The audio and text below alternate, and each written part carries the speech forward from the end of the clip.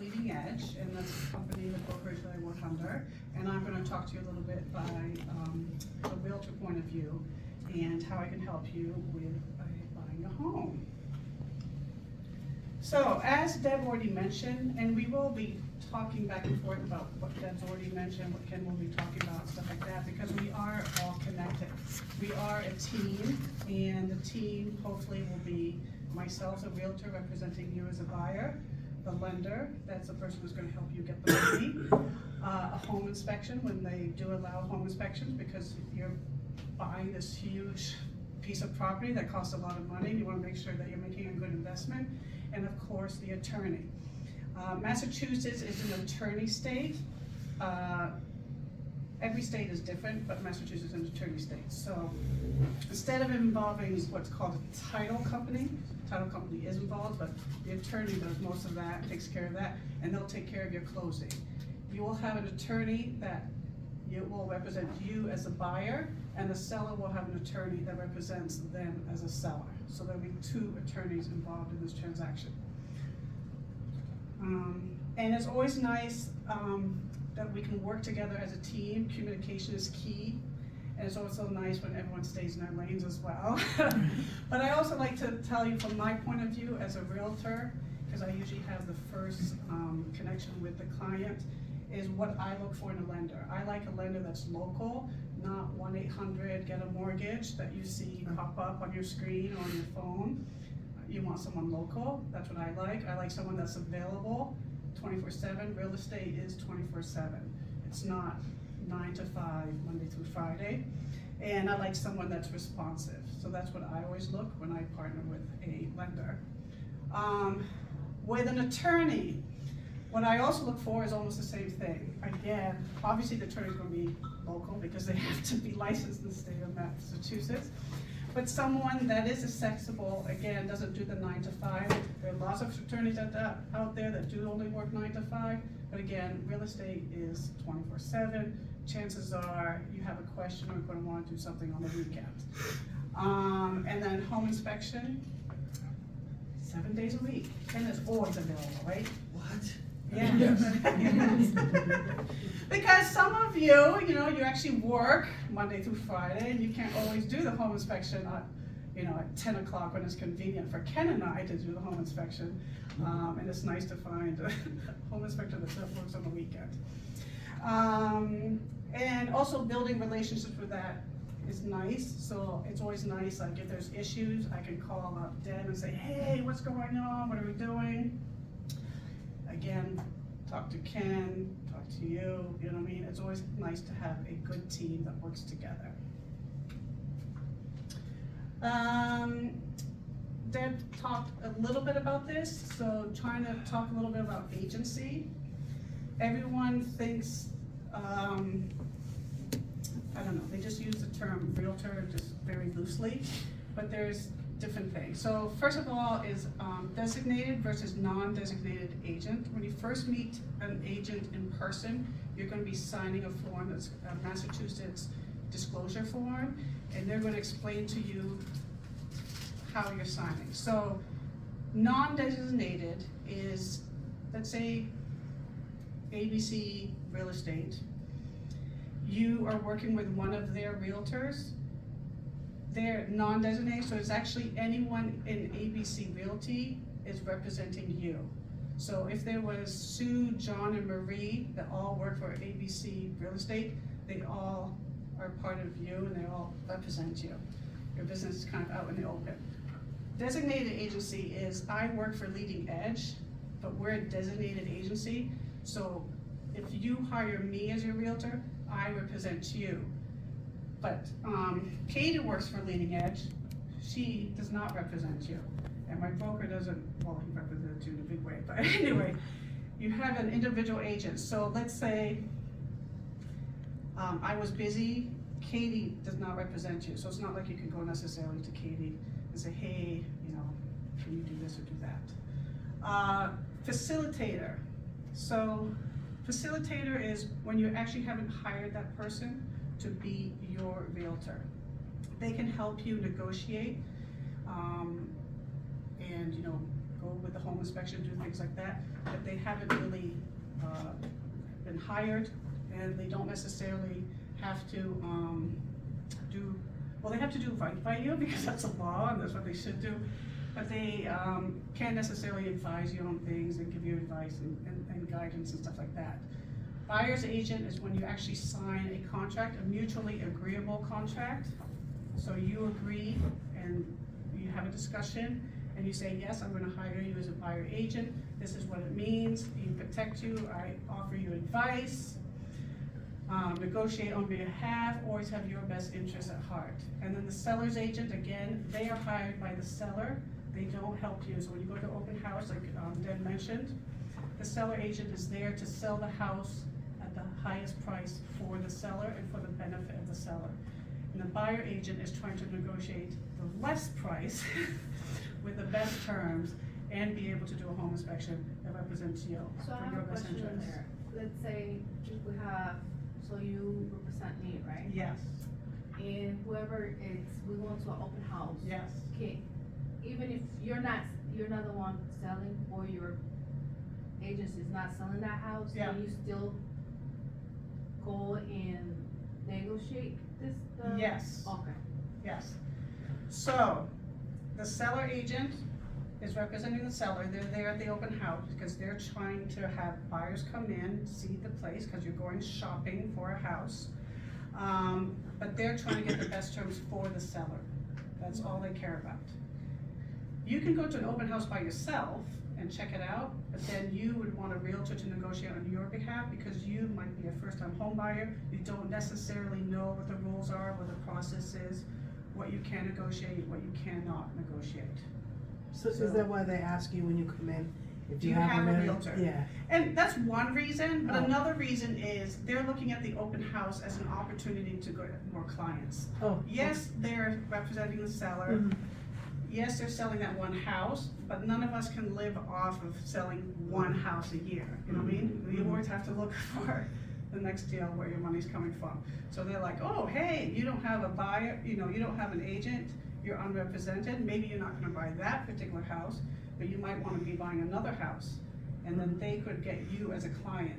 In that case, they were the seller's agent for that open house, but they could become your agent for buying another house.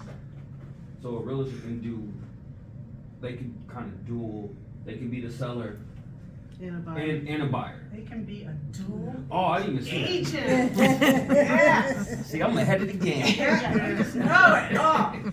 So dual agent is legal in the state of Massachusetts. It's not necessarily a good idea because what it means is,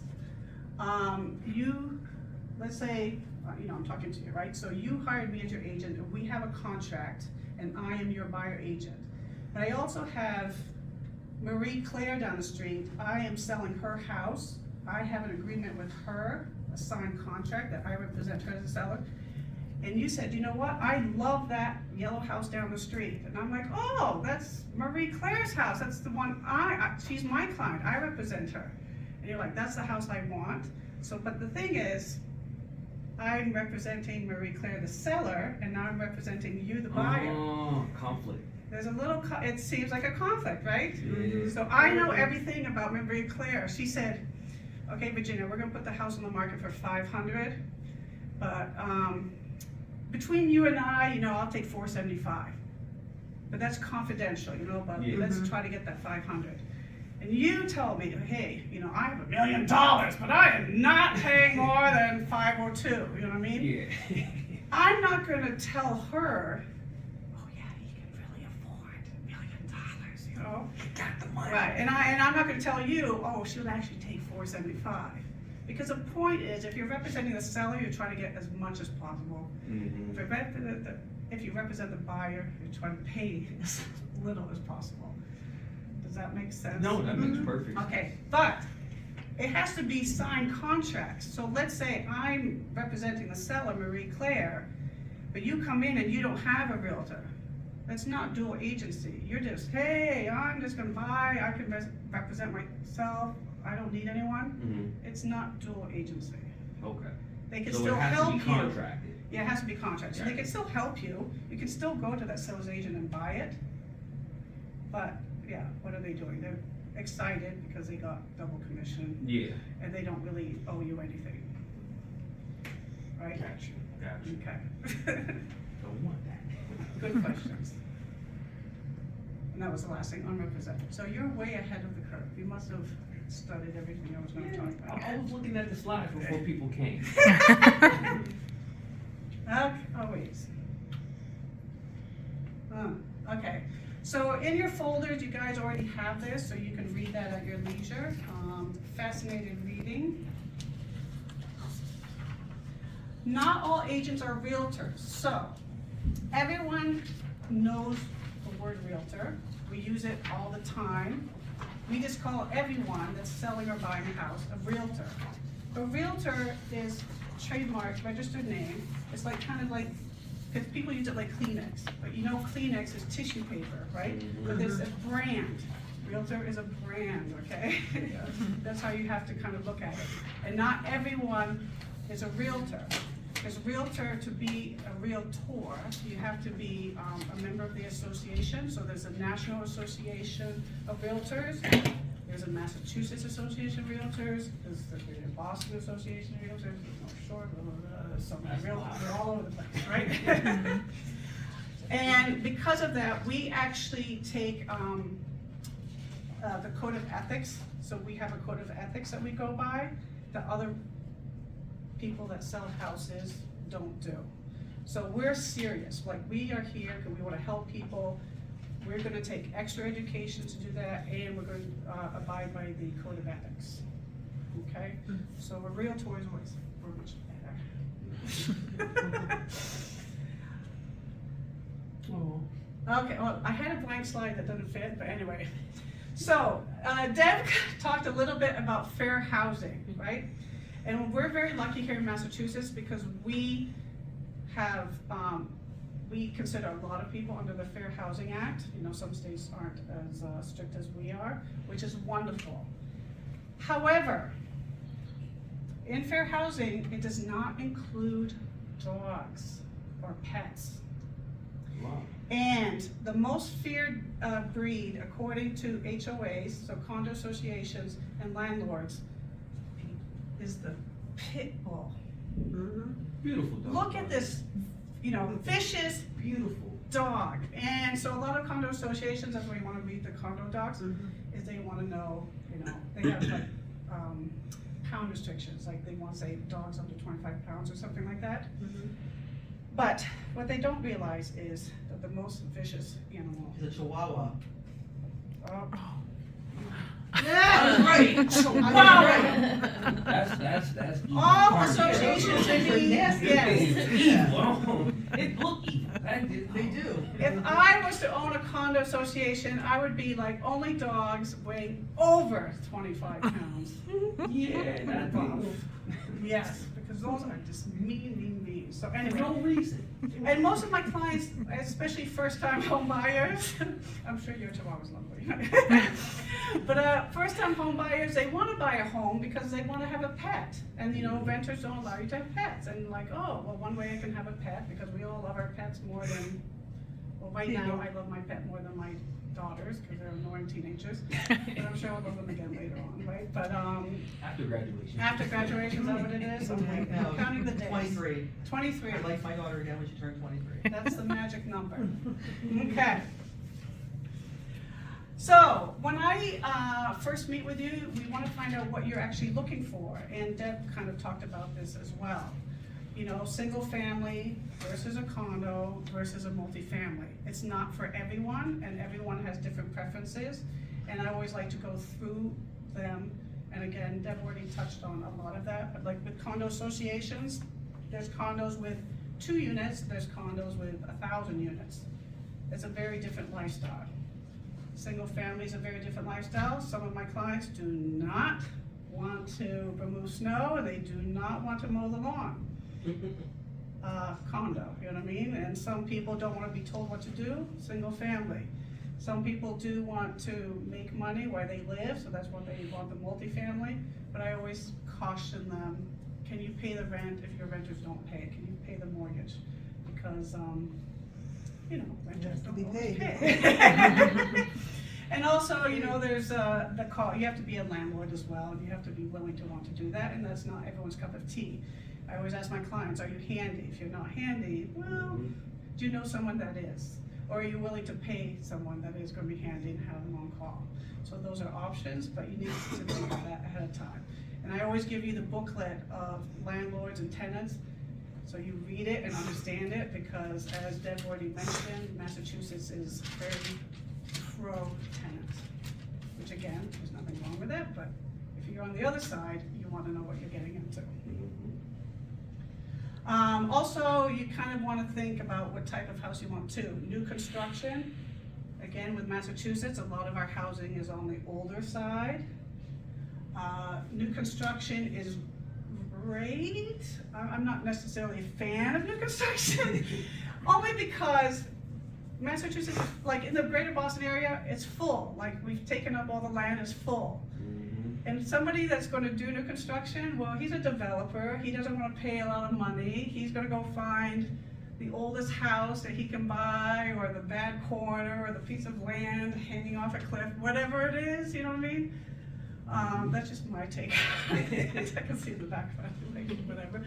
But, whatever, and then everyone thinks this brand new, but with home inspections at least, I always find new construction has more things wrong. The list for things to be fixed is always longer than an older house. The benefit though is that typically the seller will fix it. They'll give you a home warranty for a year, so that's nice. You know what you're getting into. Hopefully everything will be working, no guesses, and you know when it was put in. Sometimes with the older houses, you know, someone that's been in their house for 40 or 50 years, they always think that their kitchen is brand new. They always think they just put the hot water in last year, and it's always like 25 years or something like that, so. You know, when I sold my house in 2018, when I had 3 offers, and people kept saying things like, your kitchen is dated. I'm like, what do you mean? The cabinets are still being sold. How is it dated? It was insulting. It was like, you know, like. Exactly, and I like, was only 20 years old. How is it dated? they just put in granite, and now quartz is in, and now quartz is out, and like, you know, gray paint was in, and white paint was out, I can't even keep up. So, we always say, like, I think, I just bought my house 10 years ago, you know, I think everything is new, because I paid for it, and it cost me a lot of money, and everything in that house is new. But if I went to sell, I was like, oh, wait a minute, it's actually been 10 years. Some people, I'll also ask you your tolerance. Are you okay with some homes, again, because the inventory is a bit older, with doing some work? Or willing to take the time, if you're gonna be in the house for 5, 10, 15 years, it's okay if the kitchen's outdated, or the bathroom's outdated, or the plumbing needs, whatever it is, because you can do it over time, there's no rush. And then, home that needs a full rehab, that's not for the faint of heart. My house it was a foreclosure, nothing worked. And I know Deb did not touch on this, but there are loans for that, so if you I do was just find getting ready to that. ask I was just thinking that. Because I came across so Oh, many. loans is at the end, but Loans there is at are the end. rehab loans, I did it, it's not for the faint of heart, I but didn't it know does that they- exist. I was, That's what I want. actually, someone told me, like, whatever the house costs, that's all the bank or whoever you're getting And money. pays for, Right, that's all they're gonna give you, so if there's any work that needs to be done, you're gonna have to come up with the money. I'll review that when we get the loan product. yeah, okay. okay, but there are I things. wish I would've known that, Yes. like Yes. last year. Yeah, Well, now you know it this year, and aren't you glad you came, see? No one's after. I always say, if I take a class and I learn one thing, that's great, you know what I mean? Yeah. It was worth it. So, as a realtor, hopefully, again, if you hire them as a buyer agent, they're there to help you and guide you and build real estate vision. You know, consider, sometimes you're like, oh no, I only want a single family, I only want brand new construction. Well, maybe open your mind a little, especially if you see how much brand new construction is and things like that. And you know, guess what, you know, paint, you can paint something, you know what I mean? Like, paint is amazing what it can do. Oh, yeah. So anyway, so that's it, it's the miracle of paint. You know, Home Depot's Fresh- down the fresh street, can buy of a paint couple makes it cans of look brand paint, and anyone can paint, except for my husband. He doesn't understand that there's lines, and I don't want this color to be on the ceiling, but that's okay. There's tape for that as well.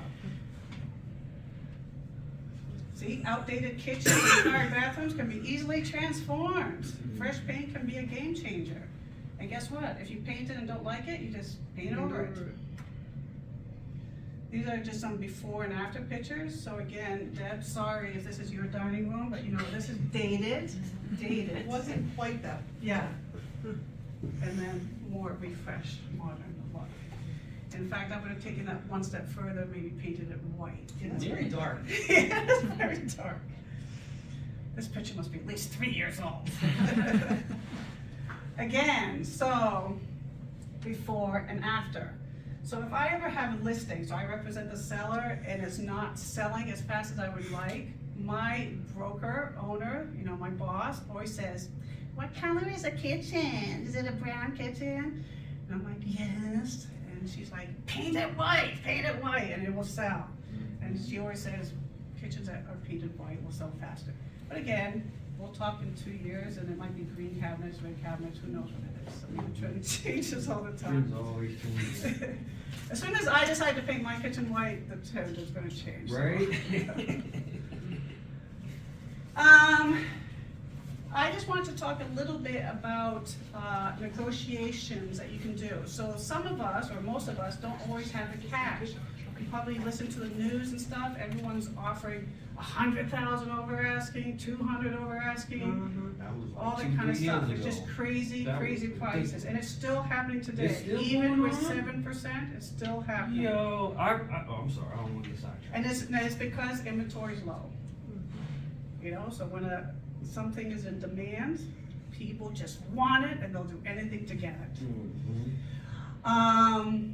So, if you don't necessarily have the dollars, there are other ways to negotiate. Sometimes the seller doesn't necessarily, it's not money that motivates them, it's other things that motivate them. So if I represent a buyer, I always talk to the listing agent and try to find out what motivates that seller, what we can do to sweeten the deal. So maybe you can't offer this amount over, but we can offer a lease back option. So again, if you're listening to the news, the inventory's low because people are like, if I sell my house, where am I gonna go? I don't know where to go. Like, I'm gonna be stuck, I'm gonna be homeless. So having a longer close, so Deb already mentioned 30 to 45, but you could do a longer close and then you could do a lease back. They allow up to 60 days for lease back. So you could stretch it out to about 4 months or something. And that might be something that is attractive to the seller. Because the seller knows they can sell the house in 2 seconds, but they're not gonna be able to find a house in 2 seconds. Sometimes a quick close is really what they want. So again, Deb talked about being pre-qualified versus a pre-approval. That's where it's important to get pre-approved ahead of time so that your loan is in underwriting and it's a stronger offer and it's ready to go. So as soon as your offer gets accepted, boom, you know what I mean? She can start calling the appraiser and stuff like that. And that might be attractive too. And again, communication is key. I always like to talk to the seller agent and say, hey, the loan's already in underwriting, it's ready to go, these are solid clients, blah, blah, blah. Or a lease back is what you want, things like that. Sometimes, like the older people, or, you know, Deb was talking about like a hoarding situation, they don't wanna move because they don't know what to do with all their stuff. Like, it's just too overwhelming. It's overwhelming for me. Like, if I had to sell my house, it's gonna take me like 6 years to get rid of it. You know what I mean? Because you want to declutter, you just don't know what to do with this stuff. And some people can't throw it away, they can't give it away, they think everything they own is treasure. So I've done deals where we'll say, you know what, my client will take everything in the house. You don't have to worry about that. You take what you want and leave the rest behind. Because this is such a huge stress to sellers and it does work. Really? So I just had some buyers close on a house in Lowell. It was unfortunately where the mother passed away and the sons had to sell the house. The house was full of stuff. And we just put that in the offer and that was very attractive to them. The sons didn't want to deal with it. And then my clients are like, hey, we got a deal, you know, we got under asking. Yeah, we have a bunch of junk, but hey, you can do a dumpster or they can sell it on Facebook Marketplace. That's what they're doing right now. There's options like that, okay? So that's just something to think about. you could lower that price, if something like that. were to- Sometimes, yeah. Sometimes. Yeah. You take off like a couple, we'll say, like 20,000. And sometimes it's not, again, it's not always $1, like the seller's looking for $1, but if you're looking at a bunch of offers that are similar, but you're like, oh, but you can leave all your, you can't say junk, your treasures behind, and I'll take good care of it, that'll be more attractive. It takes Okay. off a huge stress of it. Okay. Again, some people don't care. Home inspections, he's gonna talk about home inspections.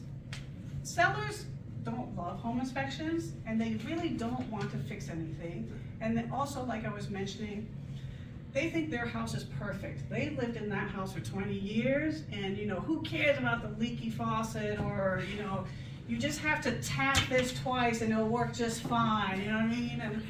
And they just don't understand your point of you coming in and saying, all this needs to be fixed. So sometimes, hey, they just ask them for money back than asking them to repair it. And I want receipts, and I want a licensed contract, and I want that, da, da, da, da, da. Sellers don't necessarily want to hear that. Ask for money back, and a good thing with money back is I would ask it to go towards closing costs, that's towards things, or to buy your rate down. Deb can talk more about that, but that's an option. Again, the market is very, very competitive. I always love when my clients are able to do a home inspection. Sometimes when there's 30 offers and 29 of them are waiving home inspection, you're gonna lose out. There is an option of doing a pre-inspection, and you can talk more about that, or a post-inspection. Do you ever do pre-inspection? Depends on what you mean by pre-inspection. So like they have not put in an offer in the house, but you're still gonna go in and inspect it with the seller's permission, of course. Pre-offer, you mean? Pre-offer, yeah. Yes, sure. Yeah. So that could make your offer more attractive, because the seller's like, oh, they already checked out my house, they already know what's wrong with it, they still want it, and they're still offering me whatever the number is. Some sellers are like, no way, Jose, I don't wanna know, because if they know something, they have to disclose it. That's what we were talking about Yeah. earlier. Yes. So it's easier with emptier houses, things like that. Then another tool you can use, again, is the appraisal gap. Deb, do you talk about that a little bit, the appraisal gap? I had not. Yeah. So appraisal gap is, I, again, never want my clients to waive appraisal. That means that you don't care how much the house costs, and I'm gonna pay, you know, $100,000 over asking. I don't care what it is, you know, we're gonna waive appraisal. No, because what if you paid $500 and the house is worth $2? Well, you just overpaid it by a lot of money, right? And you don't want that. And you're never gonna be able to get rid of it. However, let's say the house is on the market for $500 and you offer $6, and you're like, well, I actually have some cash under the mattress, well, no, not under the mattress, sorry, in my account for at least 60 days that I'm not gonna use as a deposit. You could say, well, I'm offering you $6, you know, list price is $5. I'm willing to make the difference. As long as the appraisal says the house is worth $550, the difference between $550, $60, I will actually come up with the cash if I need to. Okay, so that's just something. So just tools you can use to negotiate. I'm just touching quickly on things that typically are covered by sellers. So one thing I didn't mention before, just because I didn't have a slide for it, is Massachusetts,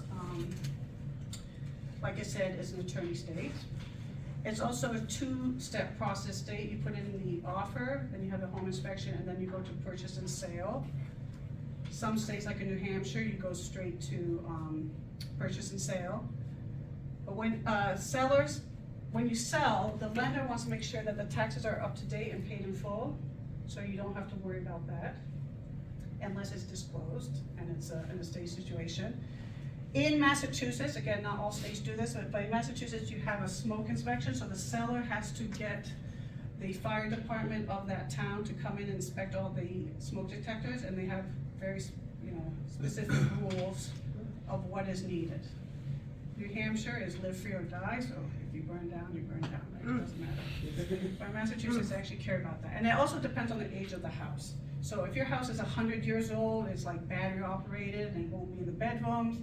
But if it's newer construction, then you need smoke detector everywhere you move, you know, and it has to be all, it can't be battery operated.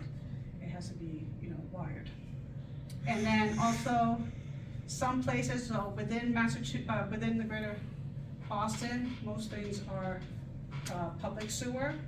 But if you're further outside, you might have what's private septic, okay? And in Massachusetts, again, if you're getting a mortgage, this doesn't apply to cash, it has to pass inspection, and it's called Title V. So if you're looking at a house that has a septic, we just wanna say, do you have Title V already done? Has it passed?